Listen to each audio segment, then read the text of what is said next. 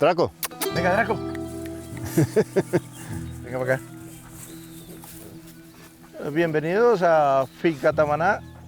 Vamos a hacer un tour por todas las variedades que hay en Finca Tamana. Y vamos a ver la cosecha también, ¿no? Ah, sí, vamos a ver la cosecha y vamos a catar. Sí. Entonces, bienvenidos.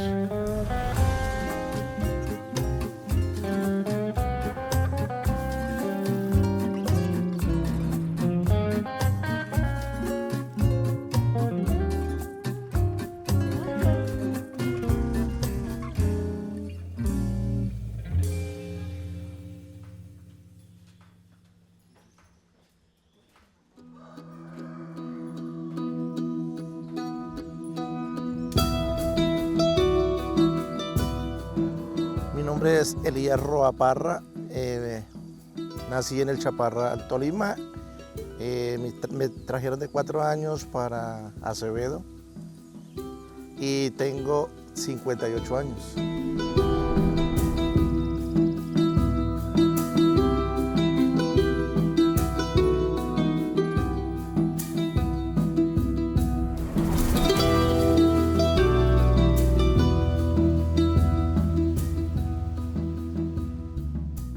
Esta finca tiene 54 hectáreas, con café tenemos 40 hectáreas y ahorita tenemos, pienso que unas 15 variedades.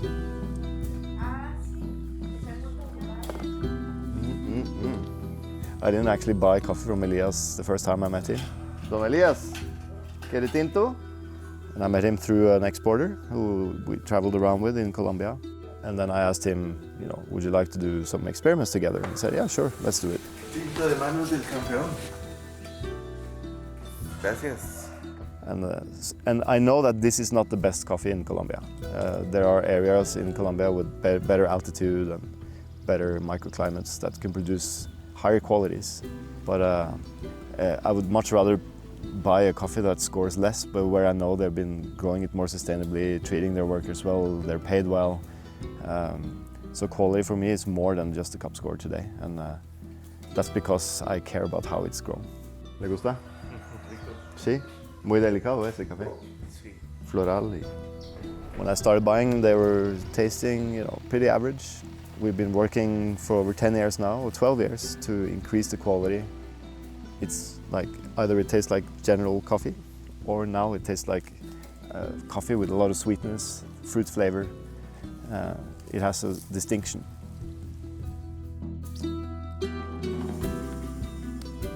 Tastes like honey.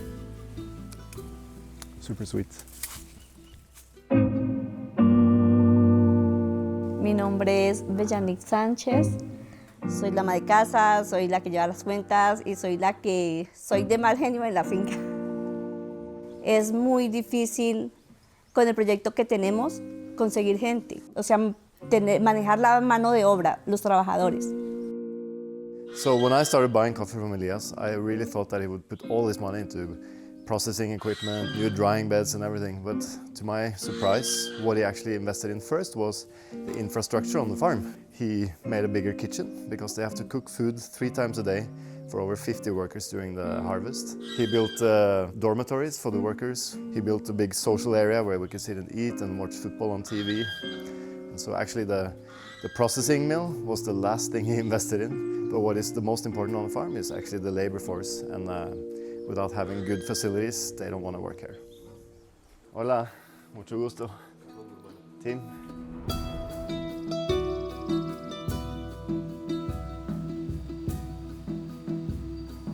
Para mí, Don Tim representa mucho en la finca. Es mi maestro, es el maestro de nosotros. Comenzó a enseñar sobre el café especial, a ir mejorando la calidad del café.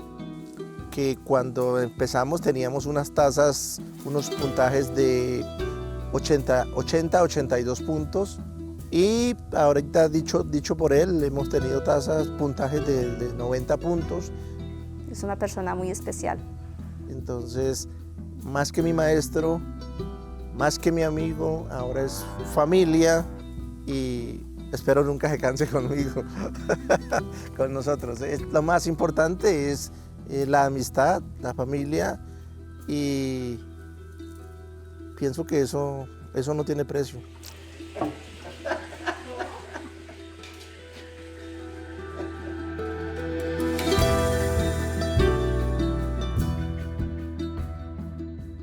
Some of the work we like to do when we start cooperating with farmers is to kind of advise them on better agricultural practices that we know over time will have an influence on quality.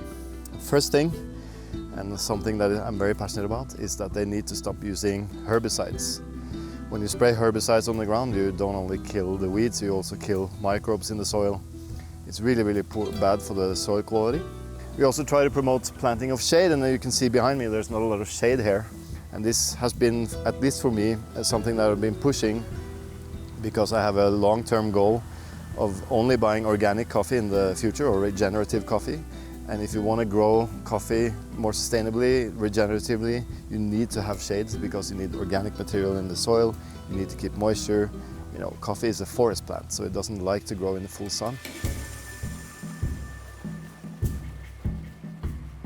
When you're working with quality coffee, one of the first things you also need to do is to make sure that the pickers pick ripe cherries. The first time I was here, we spent a lot of time training the pickers in order to show them what to pick and what not to pick. So we had to implement a step where we do cherry selection before the coffee is processed. And now we have this huge area where all the pickers come in 3 times a day to sort cherries before it's delivered into the cherry hopper. And that way we can make sure that we only work with the ripest coffee cherries, so we get the sweetest and best tasting coffee.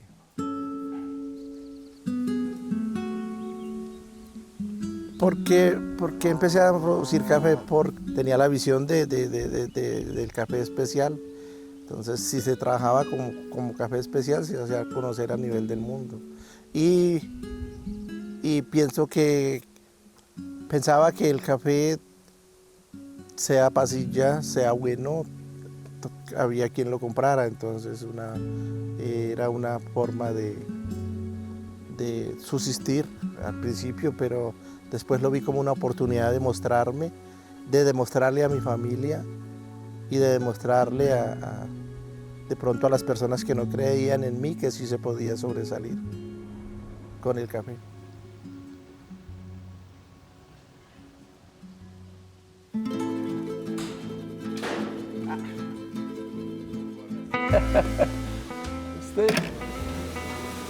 ¿Prendemos la máquina?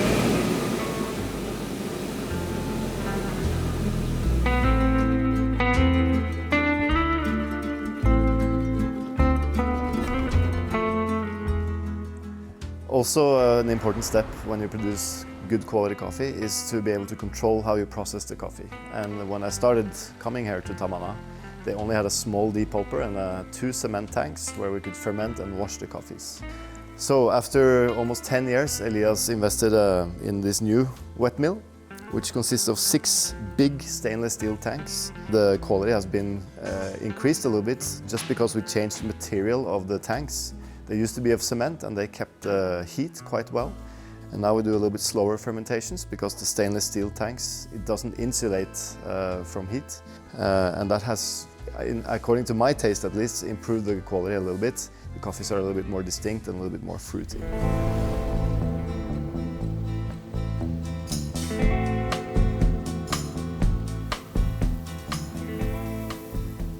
One of the first things I wanted to change when I started working with Elias was the way they dried the coffee. It's quite normal in Colombia to dry the coffee in these parabolic dryers with plastic cover because it rains a lot. It can rain every day. Normally they just put the coffee on the floor and they try to dry it as fast as possible. And that means the parchment coffee overheats and you kind of break the cell structure in the beans. And that means the shelf life of the coffee is really short. So when they ship the coffee to Norway, after 2 months when the coffee arrives, it could already taste woody and old. So one of the first things we did was to put up shade nets and we open up the walls on the side to get some airflow through. And that takes the drying from 6 days, which was normal before, and now they dry the coffee between 20 and 30 days. But the shelf life can be up to 2 to 3 years, and that's pretty incredible just by changing drying and the way the coffee is stored.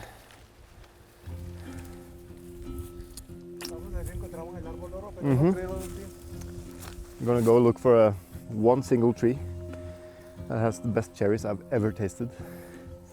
It's in a field of, they call it typica, but it's kind of Ethiopian varieties. So there's a little bit of difference in them. And there's one tree where the cherries taste like candy. And so they've taken seeds from that and planted in other areas. So this area is actually the first time we're going to taste a sample of that coffee. Pure. We call it Arbol Oro because it's the golden tree. Because the cherries are amazing. I don't know.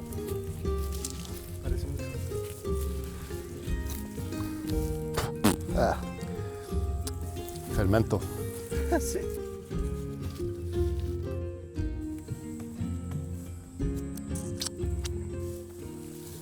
No, senor.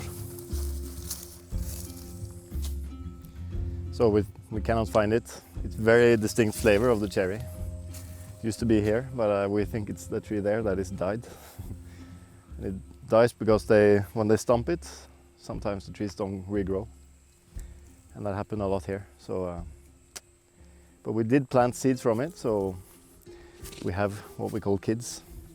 So hopefully we can plant more of it if it's doing well there. But I'm sorry, we couldn't find it. ¿Qué desafíos? Muchos. La variedad del tiempo, la oferta climatológica, verano, lluvia, y un desafío grande es que tenemos un compromiso de no aplicar herbicidas, de no aplicar venenos fuertes que maten abejitas, de no fumigar. Mucha roya. Uy, Y es Castillo, ¿no? Y es Castillo. Es mucha roya. Mira, no solo usted tiene, todo. O sea, demasiado. Tengo que fumigar. Pero el desafío más fuerte es luchar contra la roya ahora, que se volvió tan agresiva que ataca hasta las variedades resistentes a la roya. Ese es un problema muy grande que tenemos nosotros los cafeteros. In this area before, when I was here in 2007, I used to buy coffee from the neighboring farm. Nobody had leaf rust because it was too high. They said above 1600 meters, there's very rare chance of getting leaf rust. Today you see leaf rust everywhere here, and climate is getting hotter. The leaf rust is climbing up the altitudes. The only way for him to battle leaf rust is to fumigate with fungicides, which of course you cannot do if it's organic.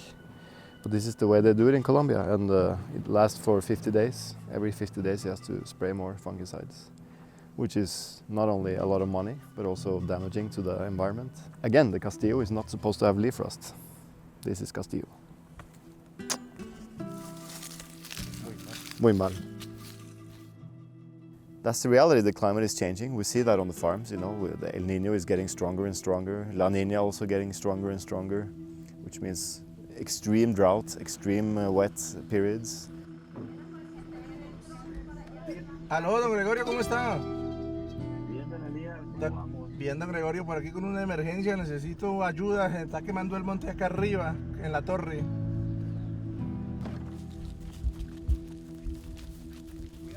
It's a sign that we have a severe El Niño, so severe drought in the area. Probably it's been burning for a few days because they've been putting out the fire every night almost. The problem is there's a forest behind us, and it was starting to catch fire inside, so we really don't want to burn down the forest. So we need to change the way coffee is farmed for sure. So it's tough.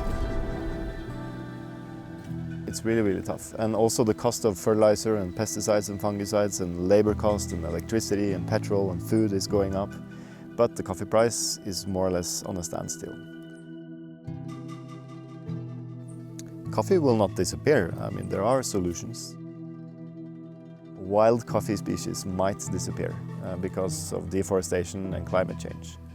But we can still continue to grow coffee, but probably not in the same areas we're doing today. And probably not with the same varieties we're doing today. You know, maybe we'll grow coffee in Norway in 50 to 100 years because it's hot enough. Dios, Don Tim, sí lo logró. No va a filmar esto. Así.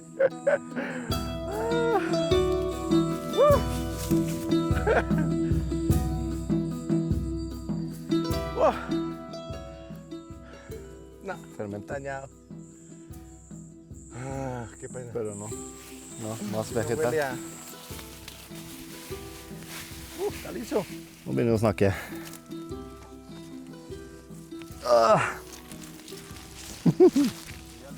We finally found some of the children of the golden tree, arboloro.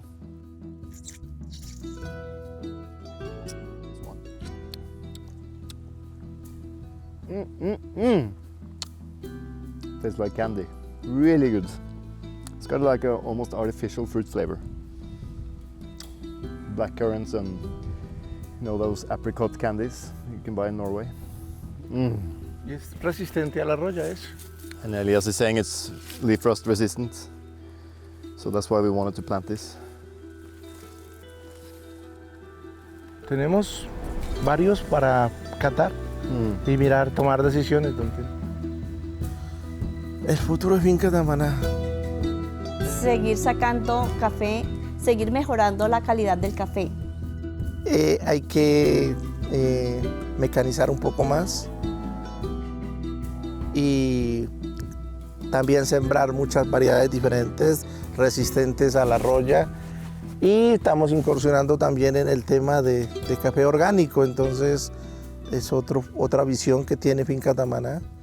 Vamos a empezar, ya empezamos con 3.000 árboles, que es el lote, yo lo llamo lote 28. Entonces ya hay un comienzo y la visión es con el tiempo tener varios lotes de café orgánico.